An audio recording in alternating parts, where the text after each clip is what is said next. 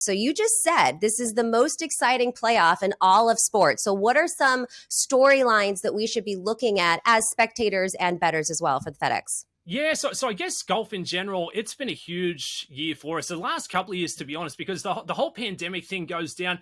Everyone's like, I want to get out of the house. I want to go play golf. Now the Yes. sports books are really getting behind it. And it's not just like who's going to win the tournament. There's so many great different markets offered up. Round one leaders, heads up matchups. Maybe Dubs is going to beat Katie Mox in the first 9 holes here. You can absolutely bet on everything. But I guess the big talking point has been the whole live golf series coming from left field. I mean, this time last year, I turn it back, the biggest issue we had in golf was Brooks Koepka and Bryson DeChambeau trying to measure each other's biceps out on the golf course, and fans yelling, Broxy! And the PGA Tour was like, this is golf. We cannot have something like this.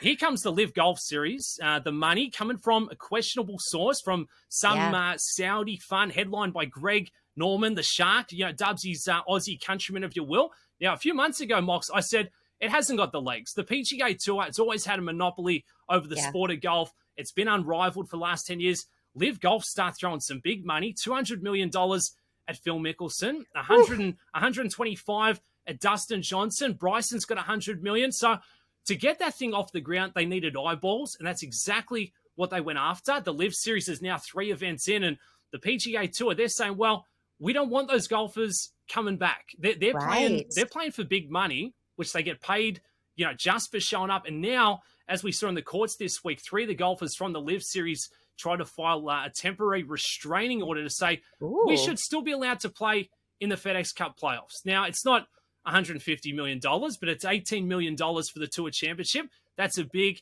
chunk of change. But now the golfers on the PGA Tour are saying, well, you can't have your cake and eat it too. It was made very clear. If you want to go to Live Golf and play exhibition golf, shorter schedule, get the bag from wherever it's coming from, that's good. You go and do that. But now you can't come back and take away our earning opportunities, taking away some of the positions from the younger guys trying to get into the FedEx Cup playoffs. So for me, I'm just a golf degenerate, punting degenerate, Mox. I'm not for or against one or the other, but I do think once you go to the Live Series, you stay there and do your thing. The guys on the PGA Tour, this is still going to be the pinnacle in our sport, the best of the best, because this is where the pathways are. They come up from the Corn Ferry Tour. They've got the Champions Tour once they're done here.